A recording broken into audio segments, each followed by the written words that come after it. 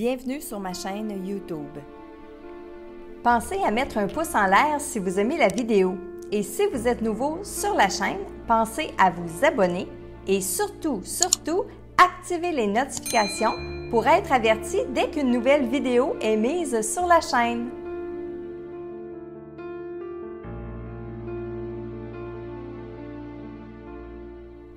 Salut Internet!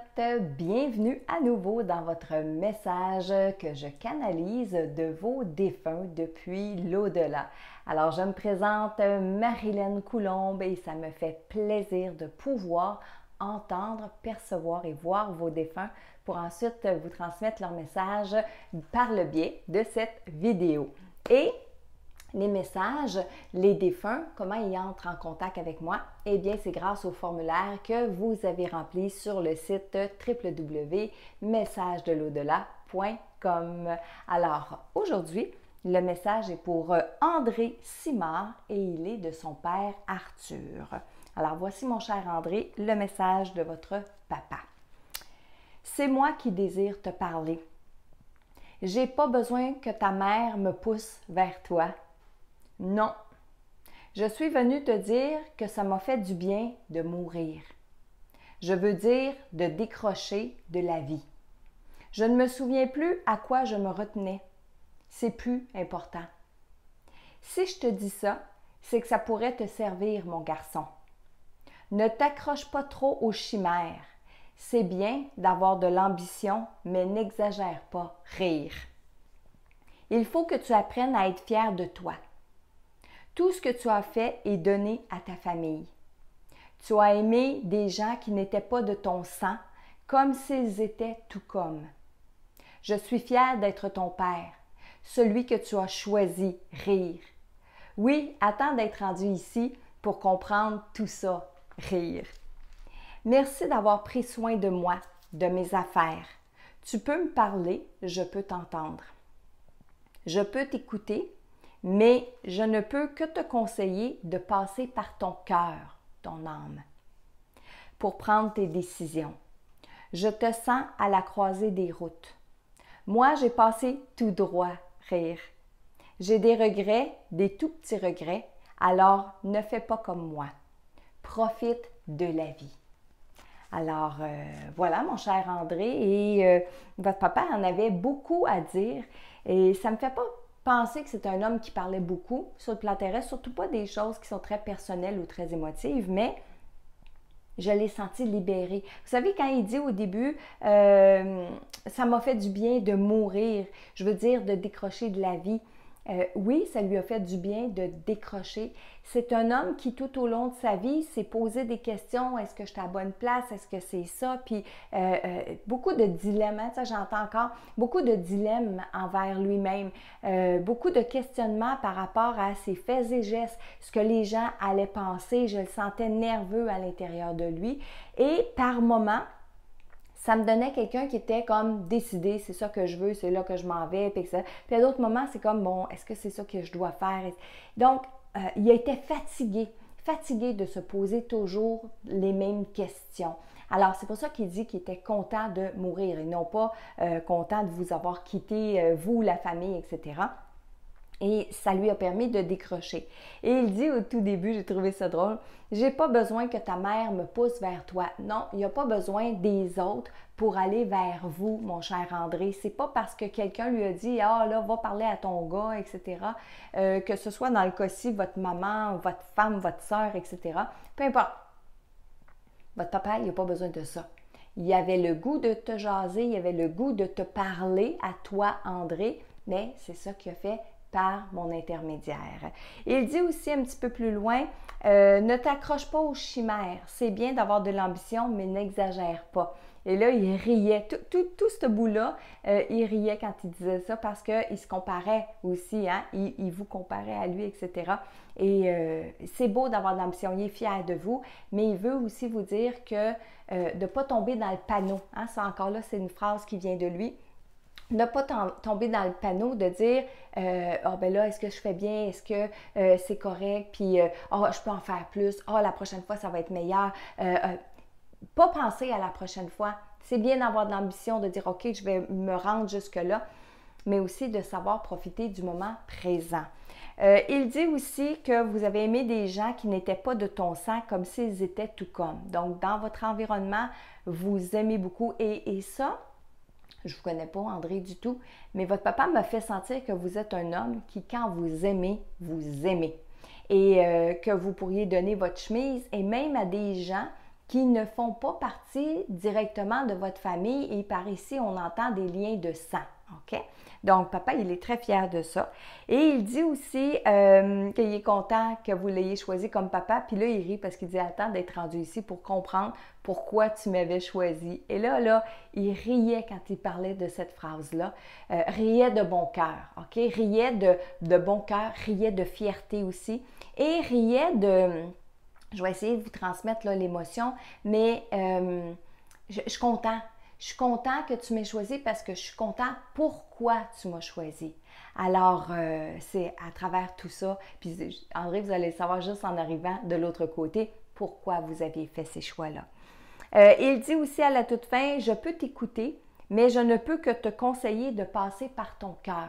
Donc, vous pouvez poser des questions à papa, vous pouvez lui demander conseil et lui, il va vous répondre, je vais te conseiller, je vais t'aider comme si j'étais vivant sur terre, je vais te répondre de cette manière-là. Mais suis ton cœur, suis ton âme. Et écoute, ça c'est Marilyn qui va rajouter ça, écoute ton intuition. C'est ça que papa veut dire. Et à la toute fin, bien entendu, il vous donne le message pour vous, mais je pense que tout le monde qui est en train d'écouter la vidéo présentement, on va prendre le message pour nous. Papa, il dit, profite de la vie. Et oui, il faut savoir profiter de la vie parce que la vie, elle est courte. On ne sait jamais quand est-ce que notre mission de vie se termine. Parce que oui, quand notre mission de vie est terminée, c'est là qu'on meurt. C'est là que notre corps physique meurt, que notre enveloppe, que notre véhicule qui nous servait sur la Terre pour accomplir notre mission, lorsque notre mission est terminée, ce véhicule-là, eh bien, il décède. Et notre âme, elle continue une autre vie dans une autre dimension. D'accord? Alors, il faut profiter de la vie. Alors, aujourd'hui, le message était pour André Simard. Et il était de son papa Arthur. Maintenant, comme j'ai pris l'habitude de le faire depuis plusieurs vidéos maintenant, j'ouvre mes antennes pour canaliser un défunt en direct pendant que je vous tourne cette vidéo-là. Ah, OK, j'en ai une qui se présente. Elle s'appelle Alice. Puis Alice, c'est pas la première fois que j'entends ce prénom-là. On dirait que ça fait 2-3 jours là, que ce prénom-là me revient. Donc, probablement qu'Alice insiste pour entrer en communication depuis quelques jours maintenant. Puis ça, vous me le demandez souvent, hein, Marilyn, est-ce que tu les vois tout le temps? La réponse est oui, mais j'arrive à mettre des limites pour dire, mais pas pour le moment, tu sais, je suis pas en mode canalisation, revenez plus tard. Et je pense que Alice, justement, fait partie de celle qui est venue cogner à ma porte à quelques reprises dans les derniers jours. Alors, Alice, je l'ai devant moi. C'est une dame, une toute petite madame. Elle m'envoie une image physique, OK? C'est une toute petite madame qui a quand même beaucoup de cheveux. Elle a un beau grand sourire, mais je perçois dans ses yeux une certaine crainte, une certaine inquiétude. Elle veut s'adresser à son mari. Et un peu à ses enfants qu'elle dit, mais surtout à son mari. Elle dit que son mari, il est sur ses derniers milles, sur ses derniers temps.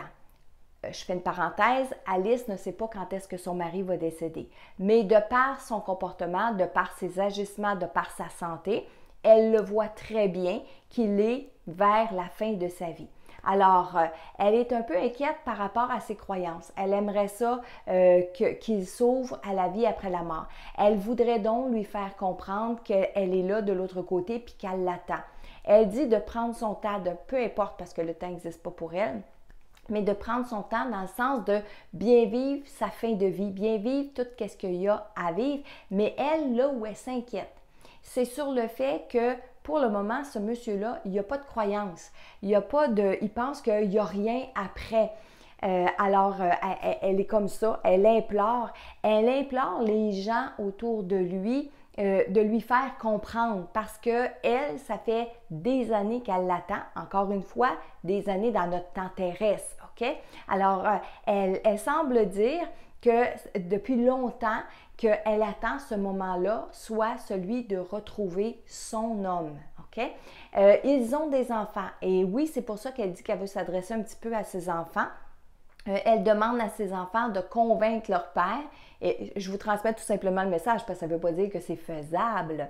Alors, elle veut tout simplement dire à ses enfants de convaincre leur père qu'il va retrouver sa femme Alice de l'autre côté. Ils ont vécu longtemps ensemble. Ça fait quand même un bout de temps qu'ils sont séparés par le décès. Elle a toujours apprécié comment il lui parlait parce que même s'il ne croit pas à la vie après la mort, ce monsieur-là parle à Alice depuis qu'elle est décédée. Il a encore sa photo d'elle. À tous les soirs encore, quand il se couche, il lui parle, il lui demande des choses, mais elle dit « je peux pas croire ». Je ne peux pas croire qu'il ne croit pas qu'on va se retrouver, qu'on va se rejoindre un jour. Et là, s'il vous plaît, faites qu'il y ait ce message-là parce que c'est important pour Alice. Elle veut pas, elle a peur, elle craint que lorsque son mari décède, eh bien, ils prennent, elle a dit, le mauvais bord, soit celui qui est sombre, puis sombre dans le sens que le monsieur n'a pas de croyance. C'est pas sombre dans le sens que, ben oui, c'est un peu négatif, là. Je m'en ai dit que c'est pas négatif. Oui, c'est un peu négatif, mais dans le sens où il s'en va pas avec les mauvaises âmes. Il s'en va pas devenir une âme errante pour être malcommode, être un mauvais esprit, mais il s'en va directement, je vais le dire dans mes mots, il s'en va dans une boîte où est-ce qu'on va fermer le couvert, puis il va faire noir, puis il va s'asseoir là, jusqu'à temps qu'il se passe quelque chose. Cette dimension-là, nous, on l'appelle les limbes. Puis oui, ça existe, les limbes, mais pas pour les petits bébés qui n'ont pas été baptisés, puis pas pour les personnes qui ont des maladies mentales, comme l'Église nous l'a fait croire pendant longtemps. C'est pas du tout ça. Mais oui, les limbes, ils existent pour cet endroit-là qui est noir total. Noir total où est-ce qu'on voit rien, on n'entend rien, on est branché à rien et on refuse même d'entendre notre âme. OK? Alors, c'est pour ça que je parle d'une boîte, parce que imaginez-vous être enfermé dans une boîte où est-ce qu'on ferme le couvert, puis il fait noir, puis il n'y a rien qui se passe. OK? Alors, Alice, elle a peur que son mari s'en aille dans cette direction-là, parce qu'au moment où on se parle, il ne croit pas qu'il y a une vie après la mort. Bien qu'il parle à Alice à tous les jours depuis qu'elle est décédée, mais Alice, elle a peur que ce soit juste une habitude parce qu'il lui parle, mais il n'attend pas de recevoir une réponse. Donc, c'est pour ça qu'elle supplie, elle implore les enfants, la famille autour de cet homme-là. Je ne sais pas si le prénom il est bon parce que quand je lui dis, oh, quand on va faire le message à votre mari, le prénom qui vient, c'est Gilbert. Il me semble entendre Gilbert. Donc, s'il y a un Alice et un Gilbert qui étaient mariés ensemble, et que Alice maintenant est décédée et Gilbert est toujours vivant, eh bien écoutez là, faites écouter cette vidéo-là à ce Gilbert-là, c'est sûr et certain. Mais attention, il ne faut pas penser si c'est un Gilbert super en forme que Alice, elle vient lui prédire sa mort. Ça, c'est important parce que le Gilbert en question, bien oui, peut-être qu'il est à la fin de sa mission, mais il y en a peut-être encore pour 10 ans. Alice ne le sait pas. C'est la façon dont Gilbert agit, c'est dans son comportement, c'est dans sa façon de penser. Hein? Gilbert, il pense peut-être que là, il est rendu vieux. Gilbert, il pense peut-être qu'effectivement, il est à la fin de sa vie, puis que, etc. Donc, si jamais le conjoint ne s'appelle pas Gilbert, transmettez quand même la vidéo parce que, je vous le dis, parfois, on entend des choses, mais il y a une déformation sur l'interprétation d'entendre certaines choses, certains mots, puis de la perception aussi. Hein? Il y a la perception qui rentre en ligne de compte. La perception de la personne décédée, mais la perception de Marilyn. Comme en ce moment, là, moi, quand je vous décris Alice, elle est souriante, elle est bien, elle est dans une lumière, mais quand je regarde ses yeux, même s'ils n'ont pas d'yeux physiques, là, côté, mais je la vois qui panique un peu, je la vois qui est inquiète par rapport à son mari. Donc, voici pour le deuxième message aujourd'hui. Je vous demande, s'il vous plaît, de pouvoir transférer le plus possible cette vidéo-là pour qu'elle puisse arriver à ce monsieur-là, pour qu'il s'ouvre, hein, on espère, pour qu'il s'ouvre à l'après à la vie après la mort. Alors voilà, sur ce, eh bien, si vous aimeriez vous-même apprendre à communiquer avec vos défunts, parce que je vous le dis, on est tous capables de communiquer avec nos défunts de façon différente, je vous l'accorde, mais il y a des trucs, il y a des choses qu'on peut apprendre qui vous rapprochent de vos défunts. Alors, si c'est le cas, allez sur le www, communiquez facilement avec l'au-delà. Et moi, je vous dis à bientôt pour un prochain message de vos défunts.